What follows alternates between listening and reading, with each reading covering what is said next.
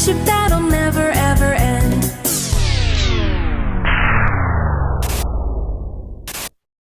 Run!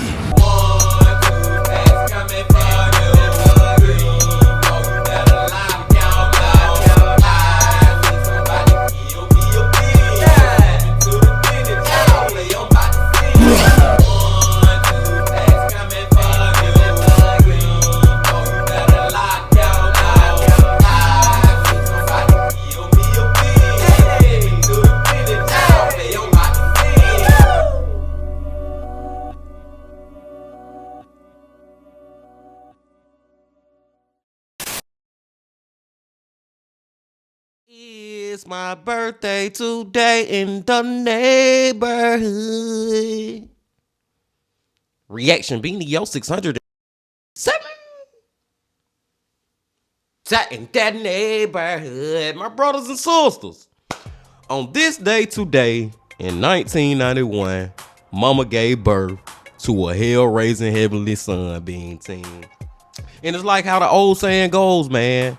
Long story short, short story long, time freaking flies, y'all. Because I just sit back and I just be like, how in the freak have I been on earth living for 34 years now, man? Like, seriously, time freaking flies, man. But at the same time, I do thank God and I do feel so blessed that I was able to reach the age of 34 because I got family and friends that didn't reach this age. And then just think about our channel, y'all. We watch videos all the time of people who have died way earlier than the age that I have reached so far in my lifetime. You know what I'm saying? So it's most definitely a blessing. And I just thank God that he let me see the age of 34. But I digress. I hope y'all doing excelente out there today. And I'm glad that you came on back to the channel once again. Self with the Bean. And today, it is another Wednesday. So y'all know who we going to. Mike from that chapter. That chapter Wednesdays, Bean Team. And the title of the video is TikToker's vlog accidentally reveals his disturbing secret. I wonder what the freak he done put on his damn TikTok, y'all. Ain't no telling what his secret is. Ain't no telling what the video that he had revealed is. But we're about to see. But before we see, y'all know what y'all got to do. Get whatever you may need. Get what you need, please. It is always a delight when we get to go back to Mike. Y'all got what y'all need, y'all ready to go. Then let's go. This morning I got a call while I was at work. They said my mom was dead. Hello? My brother killed them. He's breathing. And I'm gonna give my opinion on this TikTok situation. Hey you, and welcome. My name is Mike.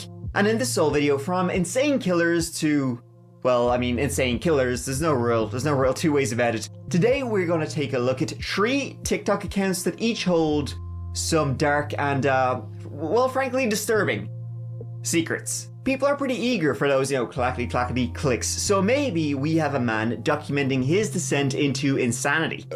Or another who just really wanted to show off, and, well, would kill to do so. Or how about a simple story of a sister's love for her brother? Even if that brother did the absolute unthinkable. Oh. But before we get into it, please subscribe to see new stories every single week. Now, you and I, let's give it a go. Let's give it a go. And get whatever you may need. And just the fact that Mike doing 3 stories in one video, y'all, that makes me extra excited, man, because you know Mike don't usually do his videos like this. He usually focuses on one story. But Mike, if you're listening out there, my brother, put some more videos out for us like this, man. Let's go.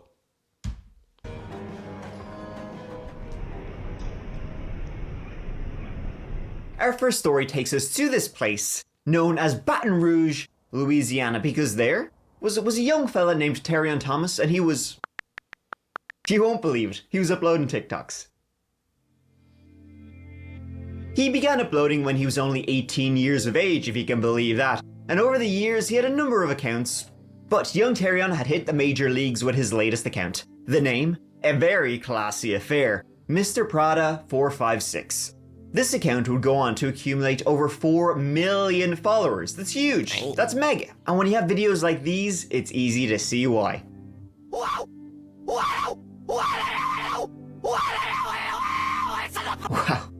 What great stuff. What else you got for us, Mr. Prada? You know, we'll let you wow us. Stop. This was Coachella 2016. This was the vibe at the time, okay? You need to understand. So anyways, the thing about Mr. Prada, Terion Thomas, was that people soon started calling him out after he was basically stealing other TikTokers' jokes and skits and then refilming them, admitting he did this with no shame.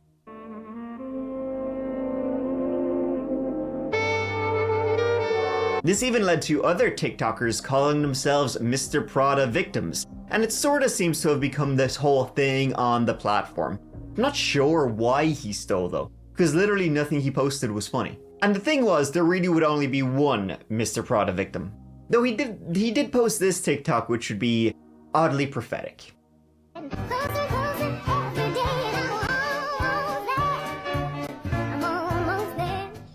Sorry, y'all. I done said it before, but I gotta say this again, Bean Team. TikTok is a weird place to me. Like, seriously, just the fact that these type of videos be going viral, millions of views, millions of likes. Like, maybe me being 34, I'm too freaking old to understand and get it. You know what I'm saying, man? Like, maybe TikTok is just for the young generation or something as far as, like, the most viral videos out there. Because that is just, I don't know what to make of that stuff. Let's continue. Mr. Prada 456 wasn't his only account. He'd had other Mr. Prada accounts previously, and also an account by the name of Pablo Cour, which took off for a little bit. But they seem to always get banned for one reason or another, but he always made a return to the platform. He had never given up, to the despair of other users.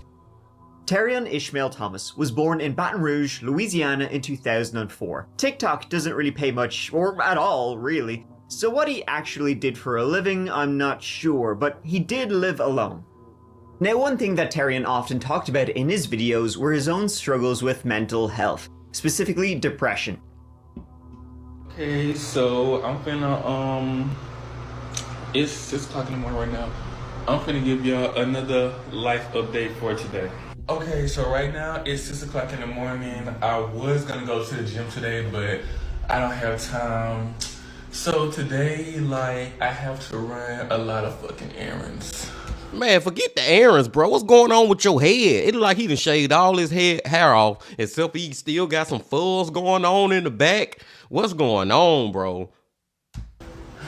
I'm so tired, bitch. Like, I wish I had somebody to run my errands for me, but oh well. And for this, he rightly sought help. I'm changing up my aesthetic. I'm finna be the baddest punk.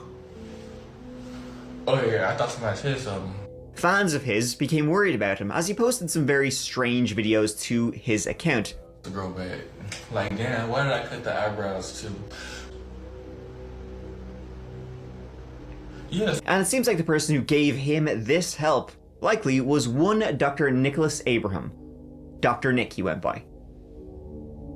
In 2024, Dr. Nick was 69 years old. Nice. A therapist and a well-known figure in Baton Rouge. He would help folks with phobias, he wrote books. And here's my new book.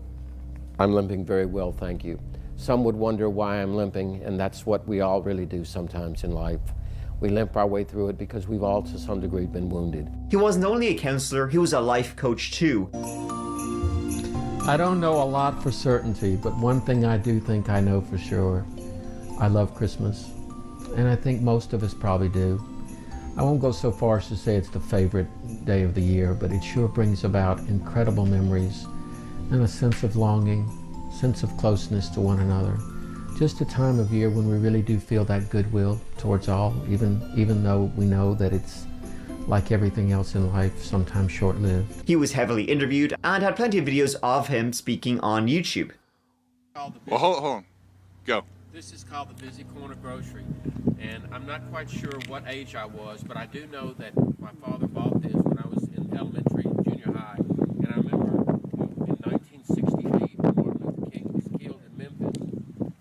A stand-up, helpful, community-focused guy, you'd think, right? Well, let me tell you something else about Dr. Nick Abraham that may have you think otherwise. See, Dr. Nick had, in a previous life, been a Catholic priest serving the Baton Rouge area for about 14 years. You know, counseling, spiritually counseling, just regularly counseling the local folks who lived in the area. However, that all came to a head around the year 2015. Because in 2015 he was accused of what else but groping an 11-year-old boy during one of those counseling sessions. We all seen it coming, Bean Team. I swear, man, from the very first video we were watching of whatever this man name is, I started looking at him. I'm like, this dude is giving me this is grandpa vibes. If you know, you know. If you know the Nick Crowley video, you know what I'm talking about, man. I'm like, this dude is coming off as another this is grandpa type of mother, you know what? And apparently he is. Yikes. A Baton Rouge therapist is under investigation after a woman reported that he allegedly touched her grandson inappropriately. According to police reports, the boy was so upset after the session, he said he never wanted to see the therapist, 60-year-old William Abraham, again. Abraham was arrested and charged with molestation of a juvenile. His bond is set at $25,000. Now, he was arrested, but charges would ultimately be dismissed due to a lack of evidence. But I mean, come on. It's a bit of a cliche at this point. So I played a little game not too long ago. I walked through a grocery store, and before anything happened, before anyone said anything to me, I smiled at each person, and automatically, 100% of the time, everyone smiled back. No one walked away, no one diverted, no one frowned. It's amazing what an initiating of a smile can do. He would later leave the cloth and became just Dr. Nick, and there wouldn't be any more accusations that we know of, though any future accusations would come to a permanent end come September 2024. It was on a Sunday, September 29th, 2024, that a driver on Highway 51 in Louisiana was driving north, and alongside the side of the highway, they noticed something they thought was weird. It was a rolled up tarp. Now, might see that all around the place, but there was something that was so very strange about this particular rolled up tarp, blue tarp, in this bright sunny day that they actually called the authorities about it. And they were right to. Fair play to that person, whoever they were. When the police arrived, well, located inside that rolled up tarp was the body of Dr. Nick. Detectives with the Tangible Hope Parish Sheriff's Office were out investigating early Sunday morning after a body was found wrapped in tarp along Highway 51 near Fluker. We are working from that scene outward. We just need to determine where this actually took place. Sheriff Gerald Sticker explains they're still in the early phases of the investigation, but what they know so far is that the individual found was not from Tangible Hope Parish. We have one unidentified male subject, unknown name, unknown age, unknown ethnicity, and there's some blunt force trauma. The body was discovered in a very rural and desolate location, which is why both the Parish Coroner's Office and the Louisiana State Police Crime Lab are working to find any evidence possible.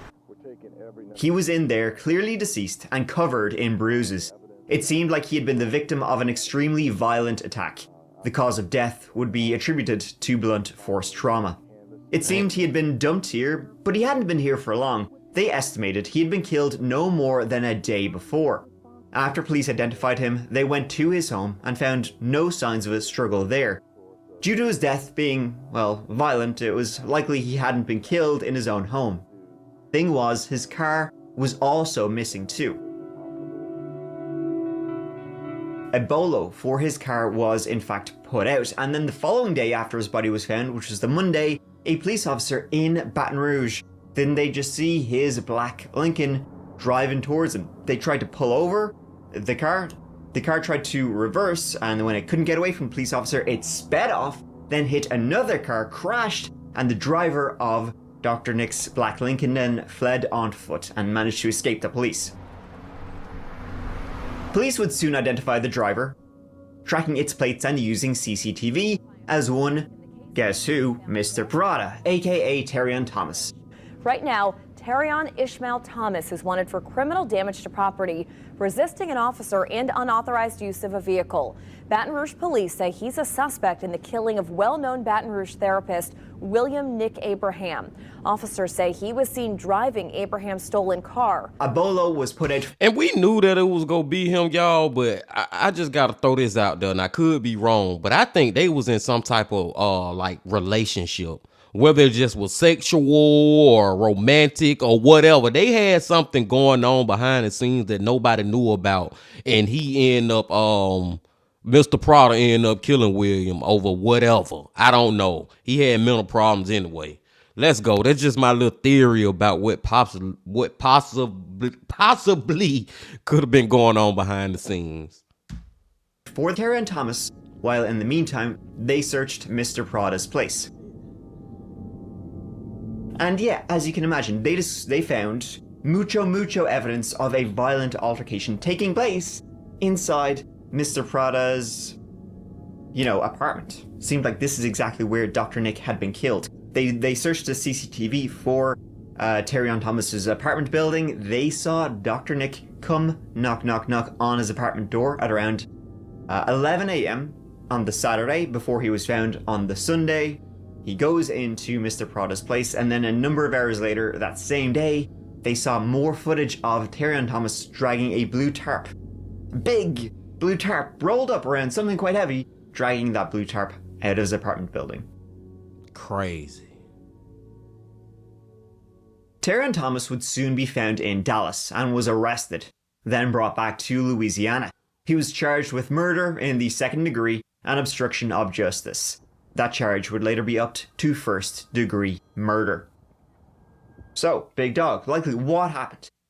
I mean, your first thought when you're hearing a therapist gets murdered, and it seemed like Mr. Prada had mental health difficulties, you'll think Dr. Nick was treating Terrion Thomas, and during some session he snapped, murdered Dr. Nick, and Shin-A. Makes sense. That was until the police came out and said that Terrion Thomas was not a patient of Dr. Nick's at all. In fact, the police have said they're still not quite sure of what their relationship was. But we can hazard a guess. What else was going on? Were they in some kind of relationship between the two of them? I mean, what happened? Disturbing, yes. Violent, yes. Sleazy, yes, maybe also that too. What reason would Dr. Nick have for going to Terrion's apartment on a Saturday morning? And I know what you're thinking. Earlier on, I said Mr. Prada was born in 2004, making him 11 years old in 2015. The same year, Dr. Nick was accused of groping an 11-year-old boy. So you could think maybe there would be a motive for murder. However, it was later confirmed to not be Terrion Thomas. See, who knows what was going on? Were they in some kind of relationship? Dr. Nick was almost 70 years of age, though. Terrion Thomas was 20. So that's a bit weird, and, well, yeah, Dr. Nick would have no reason to be going there on a Saturday, and he wasn't his doctor. So, Terrion Thomas hasn't gone on trial yet. This only happened a couple of months ago, but this entire story sucks, and I include Mr. Prada's TikToks in that. Yeah, the main thing about this part of the story that sucks is the actual age range, y'all. Just thinking about that this dude was 70 years old messing around with this little 20-year-old who he probably knew because it was pretty easy to see just from looking at some of his TikToks that he had mental issues and he took advantage of them. I mean, I'm not trying to put all the blame on the guy who ended up getting killed. I can't remember his name. What's his name? William, Dr. Nick, whatever his name was, man. Rest in peace to him. I will say that. Rest in peace to him. But it's like, dude, you was way too old to be dealing with this 20-year-old. First of all, that's just the most glaring thing about it. Then look what ended up happening. And like Mike said, man, and I called this one too, Bean Team. I said it earlier. If you just look at the circumstances, and I said this before I even found out, I was thinking that Mr. Prada was at least a patient of the dude, you know what I'm saying? But no, he was not even one of his doctors. So what the freak are you doing at his home early in the freaking morning other than getting your freak on? Let me stop, man, but I'm just saying that do sound about right in this case, Being Team, if you really think about it. But I digress, man. Like I said, rest in peace, more time to him. Let's keep going. And before we continue, folks, it is the new year. And you know what they say? Mike only a commercial. But seriously, man, it's only one thing that I can think of that they had going on for that to even become a situation, for that to even happen. Let's take it back. Let's go. Because they support us now. Listen up. Let's get back to it. Back to it. The next dark TikTok account I want to talk about is one ran by a woman named Kylie Daisy. Let's cut some close-ups. So this is my first victim. I really like the neck detail that they had. This material is so soft. This whole process takes a while, so I was starving. So now I am just cutting up every little seam that I could get my hands on. She thinks that I owe her an apology. All right, so we're going to try this today. Cheers. It's pretty good. It's a yes. She's a young'un in Iowa, posts fairly frequently on her account about this and that, a lot of regular things, hanging out with the family and with friends, all that sort of thing, all fairly normal and chill. However, the reason that account is in this video at all is, well, you might have guessed, it's linked to some things which are not normal, not chill, like at all. Some pretty horrifying things which Kylie herself has spoken out about on her account. This morning I got a call while I was at work. They said my mom was dead. Her dog also was dead. My brother killed them. Well, that's a crazy TikTok to have. And then I just gotta point this out, y'all. You just said your mama and your dog dead, and you look like you ain't got a problem in the world today. Look like it's a beautiful day in the neighborhood just from how you said that with your expressions. Do you have something to do with it? Huh? Yeah, let's back up for just a moment. In the relatively small town of Dubuque, Iowa, a call came in from a woman reporting that she had found a deceased female at 1605 Avoca Street just before 9 a.m. on the 18th of January, 2024. 911, what's the address of your emergency? I don't know, I'm on Avoca Street. I need someone right now. What street are you on? Avoca? Yeah. Okay, what's going on? I was supposed to meet my best friend for coffee. I think she's dead. You think your best friend is dead?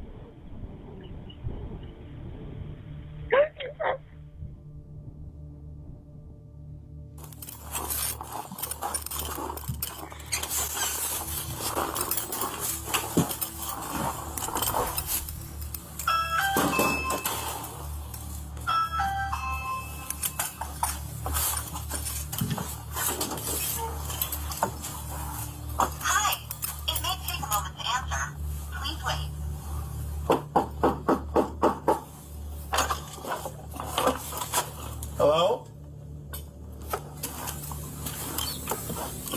Hello?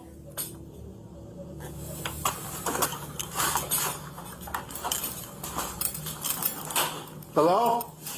Please come here. I don't know what to do.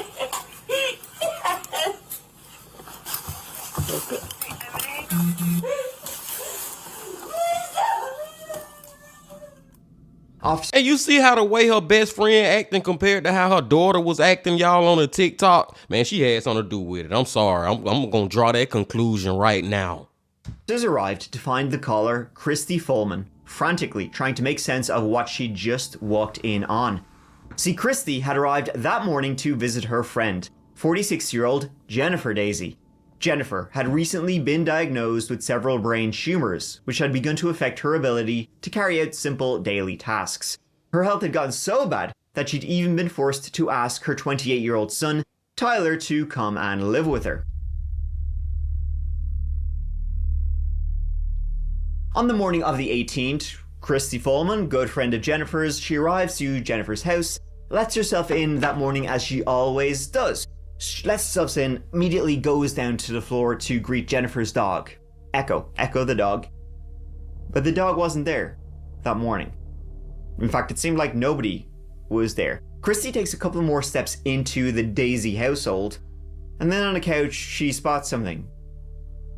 She spots like a blanket kind of rolled up and some drops on it that looked like blood. Christy approached, tentatively picked up the blanket and realized there was actually quite a lot of blood on this couch. Blood and fur. On the couch was Echo the dog. And if you didn't know already that Jennifer had a dog named Echo, I mean, you wouldn't have been able to tell with what was left behind on that couch. The dog had been absolutely butchered. Christy, feeling quite frightened, but regardless, she pushed on until she came to Jennifer's bedroom. And you know, it's a bit of a true crime cliche, right? To say it looked like it was something out of a horror movie or something like that. But I think that's the only way to describe what Christy found in Jennifer's bedroom. What she found was a Jennifer who was very obviously beyond anyone's help at all. To put it delicately, she had been heavily mutilated with several deep lacerations to her face, head, and neck. It was a brutal scene. And that was young Kylie's mother. It had been done by Kylie's brother. Tyler Daisy had some serious issues, some serious mental health struggles that often make him unpredictable. When the police arrived, Tyler went very quickly to the top of the need to speak with list in relation to the murder of Jennifer Daisy. Thing was though, Tyler was in the house. In fact, he was in his own bedroom, sprawled out on his bed, stark bollock naked. What the f? He is breathing. The murder weapon, a black tactical tomahawk, was found resting on a shelf in the bedroom. Yeah, this dude really did have some freak. Now, and this is mental problems time of a 100 being team. What the freak? You just did that to that dog, and your mama dog, and your freaking mama. I'm talking about just it. I don't even want to say it again. All that stuff Mike was just saying about what the murder scene looked like, and then you got the audacity to be in your bed, sleep with no freaking clothes on, butt booty ass naked, and you got the murder weapon just sitting there on a shelf.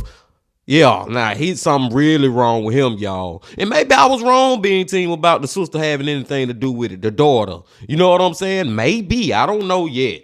Let's keep going. Tyler was described as conscious, but not exactly responsive to the officers at the scene. At first, he, ignored all of their requests to come out, so eventually they made him come out. And far from the bloody, kind of aggressive mess you think you would be after what was found in the home, Jennifer and the dog, in an unthinkable way, Tyler was actually very calm, cool, collected. He came out not a fuss, answered any of the officers' questions, and the question they mainly had was, what did you do and why did you do it? He basically wasn't acting like somebody who had just butchered the family dog and his own mother. And the only thing he would say was that his mom had been practicing witchcraft. Beyond that, he would not say anything else. A review of Jennifer's doorbell camera showed her letting Echo in at close to 10 p.m. on January 17th, which would be the last time she'd be seen alive. The camera didn't pick up anyone else until the following morning when Christy Folman arrived. Soon, Kylie Daisy, Tyler's younger sister, was also taken in for questioning and to inform her of what had happened. Nothing special. Is Puff down there? Yeah, Puff was with Hopper. Sorry for bouncing your own car. It's all good. You're just doing your job. You want my pepper spray too? I'll throw it back here. No, fuck this shit, Bean Team. I'm sorry, man. This girl knew something, man. Why is she so giddy and laughing? And if you seen it, one of the police talked to the other one, like, kind of whispered to him, like, do she know that her mama dead? And then the other police were like, yeah, she knows. Like, she know what the freak happened, and she's still all smiles and giggly and stuff, man. Something is up, Bean Team. I'm telling you, something is up. And why she got all that damn money on the table? His reaction was unusual, to say the least. I'll do a bottle of water. How about that? Yep. And then just give me a minute. I'll be back in, okay? All right. Thanks, Kylie.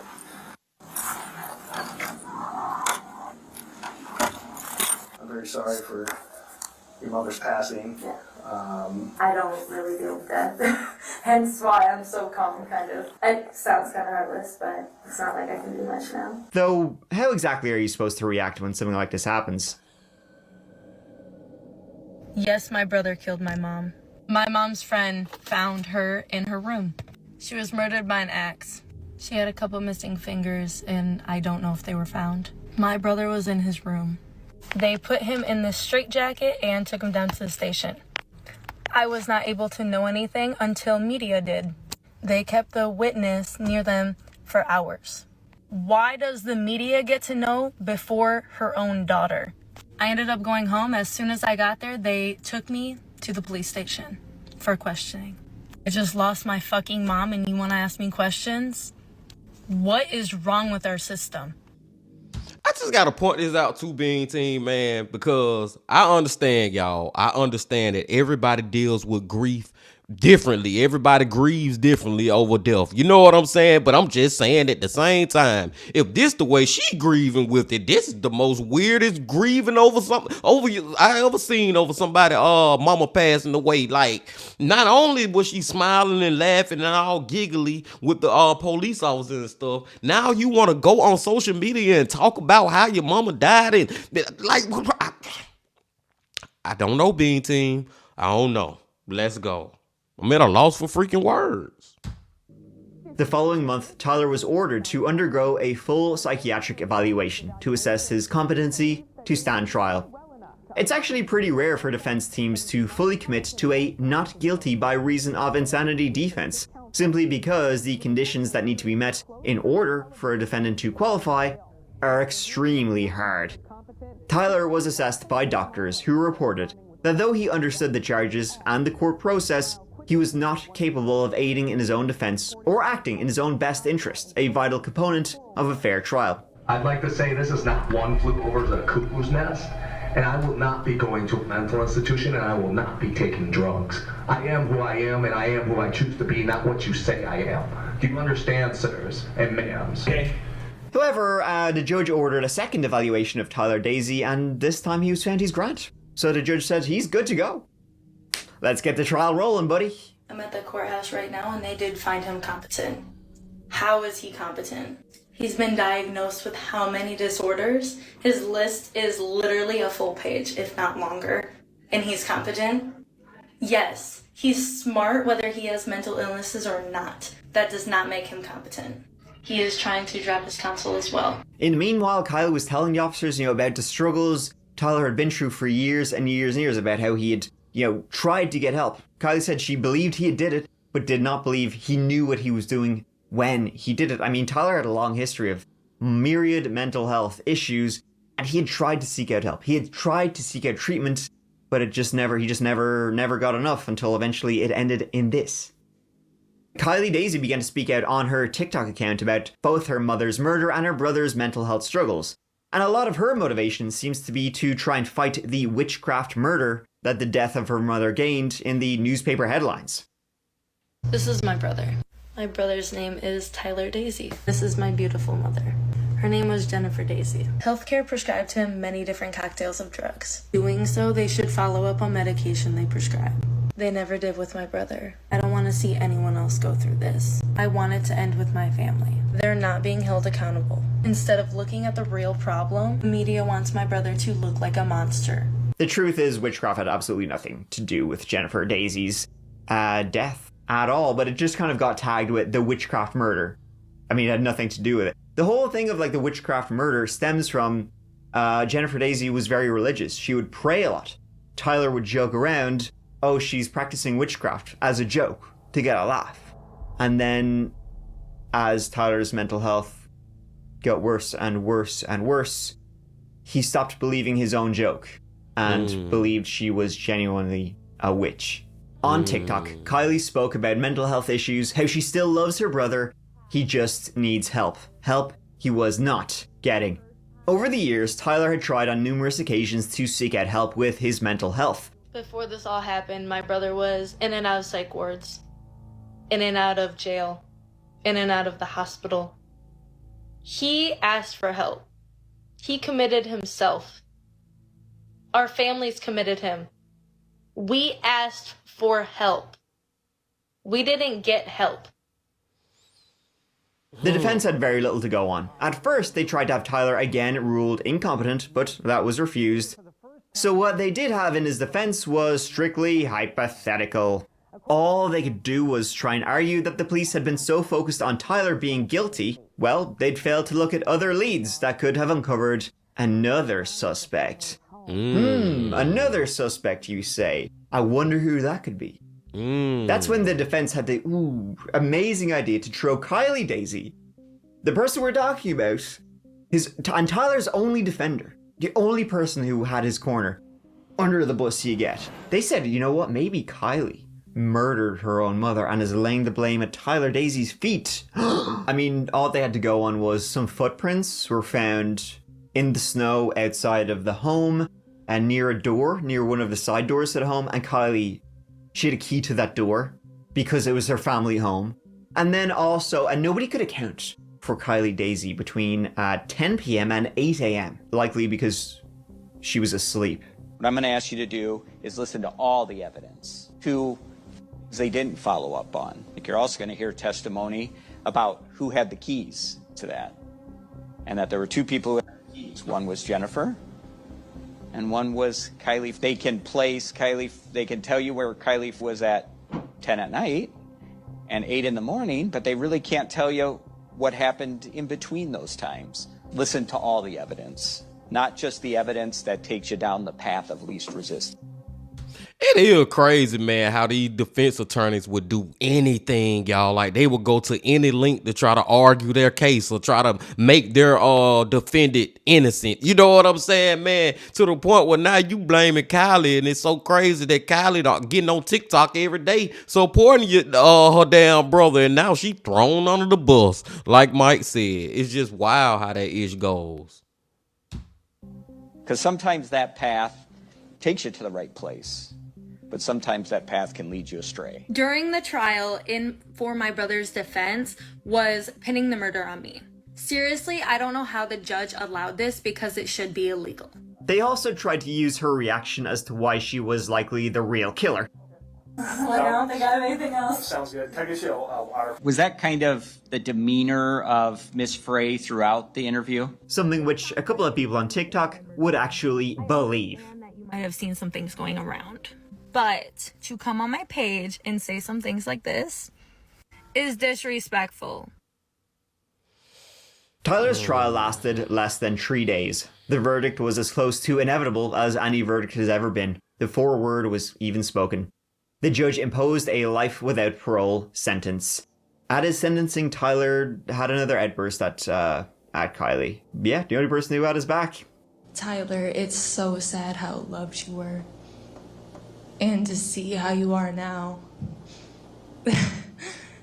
This isn't what I used to remember at all. And I know it hurts you. And if it doesn't, that's so sad. I'm sorry that you're that far gone. Seriously. I don't know what you have going on. 10 Commandments. Okay. Okay. Oh. Look at you. This is sad. You and Christy and Katie, conspiracy to commit murder. Okay. Okay. Mr. Daisy, let her speak. Let her finish. I hope you enjoy life in prison. I can live forever. I have God. Where's your God? That's Jesus? a great God. Let's see Jesus save you. Mm-hmm. Ma'am, finish what you want to say. I enjoy that. At least you have some type of feeling. Read the Bible. I'm done. Okay, thank you. But this is one of the most weird and bizarre and what the is going on type of cases we ever watched, Bean Team. Seriously, it got so many different angles to it. And I'm just sitting right here now, and the thing that just stood out to me the most is like, she showed more emotion and care talking to her brother before he gets sentenced than she did when she realized her mama and damn dog was dead. I'm serious, y'all. Like, I'm stuck on that. She didn't, it's like, why was she laughing? I don't know. Maybe we just go back to what I said earlier too. That just was her way of grieving. But it's just like she seemed more into this, seemed to care more, was more serious about this than when she found out her mama was dead. So it's like, did you have something to do with it or not? I don't know, Bean Team. If I had to lean one way, I'm still kind of leaning to the side that she had something to do with it. This is a weird one, Bean Team. Tyler certainly needs more help than a cell, and Kylie has continued to speak out about mental health. She still posts on TikTok to this day and hopefully can raise more awareness about mental health and mental health treatment. The treatment her brother so sadly needed. Unfortunately, it's a story we've seen a couple of times now. And the whole time, Mike never really said or implicated her as having something to do with it. You know what I'm saying? Or even questioned it for real within the story he just told, other than he told us what the defense attorney tried to do. But I'm just still, y'all, I don't know. And when I say have something to do with it, I'm not saying she was physically involved at all. I'm not even saying she was in the home. He could have been the one who actually murdered her, but maybe she told him or she knew that he was about to. I don't know, man. It's just, I'm stuck on it, y'all. I gotta say it one more time, man. For her to be so giggly and smiling and laughing and all that, literally, and you just know what happened to your what happened to your mother? Let's go. That's one of those ones where I'll be thinking about every now and then for some days to come. Let's finish it up, y'all. We got one more story.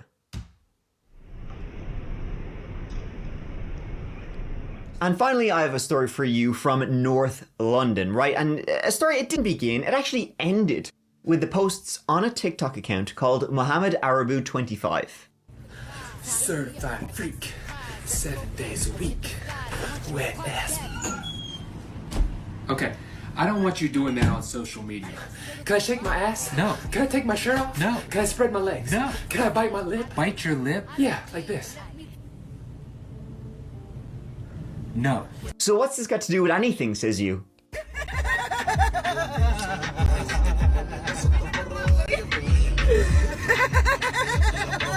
Well, comedic genius here was one Mohammed El Aboud. He posted lots of videos of his nice house, his Audi, his dancing and singing, all top drawer stuff really, mind-blowing content. He seems very eager. He seems very eager to be the kind of guy who he wants you to think, whoa, this guy, he's pretty cool.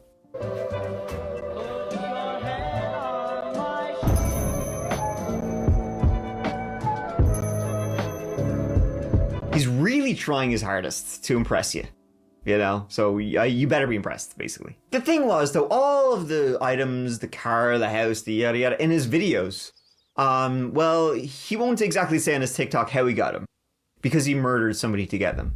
That's the ending. Let's go back to the beginning. Mohammed El Aboud was great friends with Qusay Al-Jundi.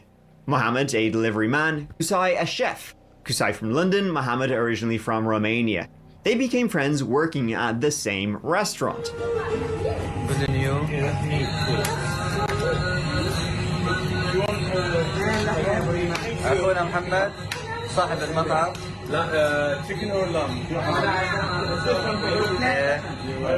And both these bucals would come into contact with a very wealthy woman, name of Louise Cam, who frequented the restaurant that Qusay was a chef at and Mohammed was a delivery driver at. Louise was a mother of two, and she had made a little old fortune from a catering business she'd run with her now ex-husband. She owned a couple of properties in the affluent suburbs of North London, and now that she was getting on in years, come 2021, she was 71 years of age. Well, basically what Louise wanted to do was sell up those properties and leave the millions of pounds to her two children so they would be taken care of. And so one day, Louise, who became friends with the chef and the delivery man, well, she told Qusay Al-Jundi about her plans, getting ready to sell up, you know, sell all my properties and go off elsewhere, leave all this money to my kids. But Qusay, pound signs for days, and as his gears are grinding, and he was thinking to himself, oh boy, that sounds great. Leave it to your kids, though. Terrible idea. How about you leave it to me? I mean, okay, he didn't actually say that, but that's what he was thinking. He was like, how can I? So Qusay tells Louise, you're planning to sell these like £1 million properties. You had two properties. They're both quite worth quite a bit. He says, you know, I've got a rich girlfriend named of Anna. she's looking for some investment properties herself in London. And she's willing to pay well above market price for your properties. Now, she works out of the UK, so how about, I'll be the middleman here. You can do everything through me, basically. Sound good? Now, Anna existed in the same realm as Barney the Dinosaur and Kusai's morals, which is to say, not at all. Kusai lived in a place called Harrow. I actually did some schooling there myself, and he was married with some kids. He was basically working as a chef in a shitty restaurant at this point. He had zero money for investments. But this was not Kusai Al-Jundi's first rodeo. He was a con man, true, and he knew how to slick and slide his way so that your money would be in his pocket and you'd be thanking him for it. Now, Louise told her kids about this mysterious deal that was going to happen between Kusai's wealthy girlfriend who lives abroad. Oh, you wouldn't know her, she lives in another country. She would tell this to her kids, that she's going to sell to them, to Kusai and his girlfriend, well above market price. They said, her kids said, that's bullshit. Her friends, her family, they all said, he's lying. Like, this is shady. This is something extremely shady here. This is not legit. Even her own bank would refuse to transfer money between the two, because even her bank could see this was clearly a fraudulent deal. But poor Louise Cam, she thought it was, if it's too good to be true, it usually is. But Louise did not see it that way. Damn, Louise, man. That's what I was wondering too, y'all. Like, maybe her kids will tell her that Kusai and this whole, my girlfriend and all this ish is some BS, you know what I'm saying? And they did. And even her bank told her. But still, for some reason, she decided to F with this dude. I hate she even got involved with this fraudulent scamming / murderer, you know what. Damn, Louise. Rest in peace. Over the course of a few months, Kusai Al-Jundi let Mohammed in on the dealio. A Mohammed who wanted to write checks his ass couldn't cash, judging from his TikTok. And a small man with big dreams. And this would culminate with Kusai securing power of attorney from Louise Cam. How did he manage that? Simple trickery and manipulation. Chances are she didn't even know what she was signing. By this stage, they both had resolved to murder her. They both even started buying things for the houses that she owned before she was even dead. Mohammed started filming TikToks inside the house he was going to kill to own. Mohammed, by the way, in addition to having probably one of the most punchable faces of people I've covered, was also married with kids. That's not his wife in the videos. That's his girlfriend, Maria. On July 26th, 2021, Louise arrived at one of her properties to meet with Kusai. This was on 16 Gallants Farm Road, the same house Mohammed was already moving into before she was even dead. Like, this is just crazy work, man. This is a crazy work case. Just the fact that these dudes not only are on TikTok flown money of a person they done stole it from. You know what I'm saying? The fact that they in her, it's her house, but I guess you can say it's theirs because they done signed the deeds or whatever. But just the fact, man, that they doing this before they even end up killing her. Like, it's like they was so confident of what they was gonna do to get rid of her in the end, so they started early with all this craziness on TikTok and ish. You never know who you be seeing on these social media beings, and you never know how they got the success that they are presenting to you. I'm just saying.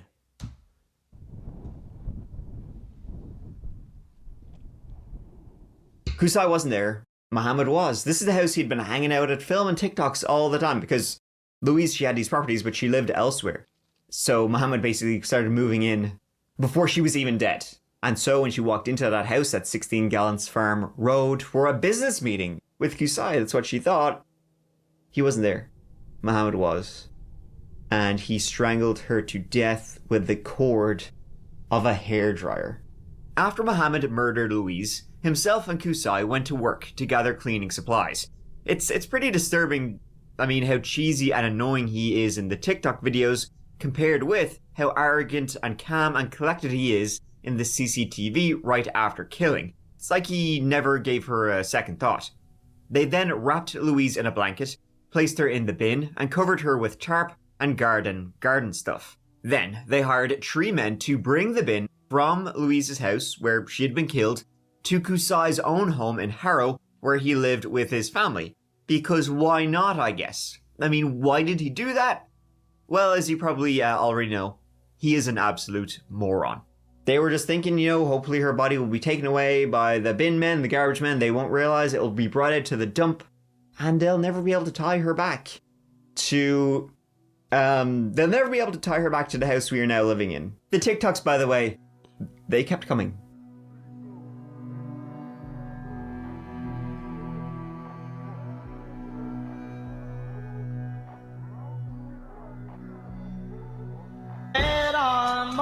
Doamne, ce viață au pe unii.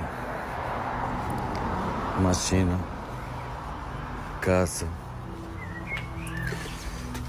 interior lux, din fericire. O frumusețe de băiat pe aici, așa, bucătărie cât casă. Asta cum se numește salonul sau cum se spune în limba română, așa. Și adevărul e că nu e bani în buzunar.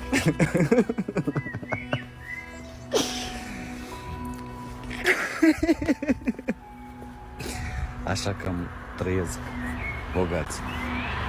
Bogați cu luxuri și fără bani. Hai, o zi bună. They sent texts. No, when he's saying there ain't no money in his pocket, he for real, because the money that he do got ain't even his damn money for real. This is crazy and nasty work, y'all. These dudes are despicable. To Louise's son from her phone, claiming she had suddenly decided to move to China. They sold her BMW for cash and bought all sorts of shite. And then Mohammed decided to tell his mistress Maria, who you probably are already quite familiar with from the TikToks, about, well, what he'd done to get that house they were now, living in. Murdering somebody.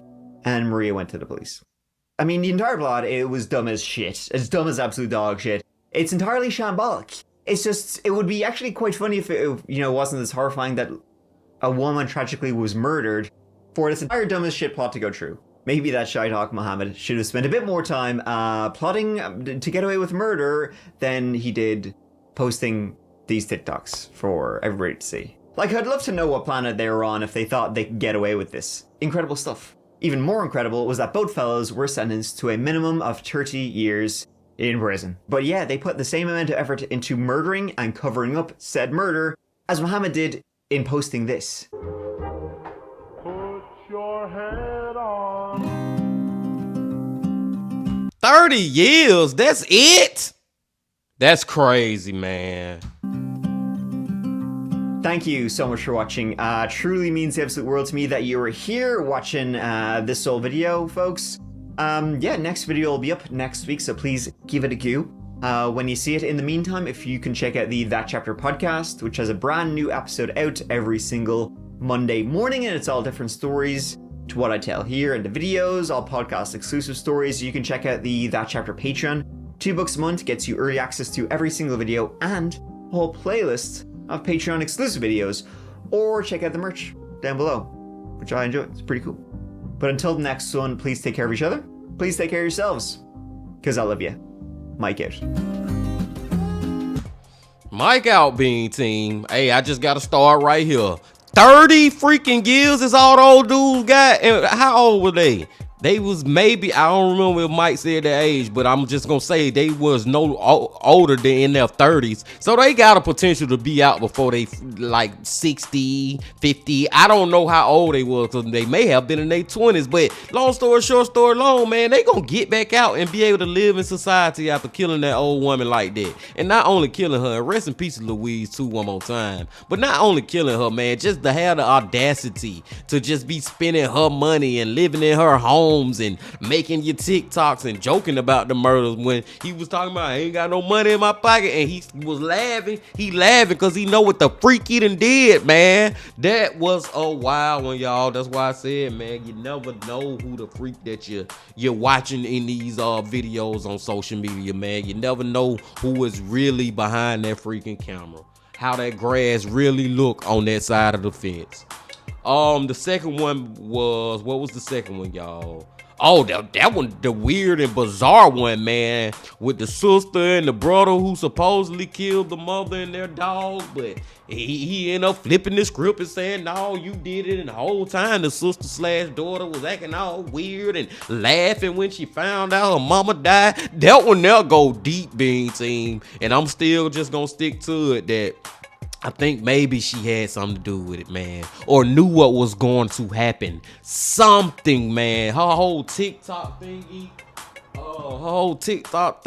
and talking about the case and just the way she was acting. But then when she got in court talking to her brother, she was acting another way. Like, man, that's one where it's a lot of different angles, a lot of different things to look at, man.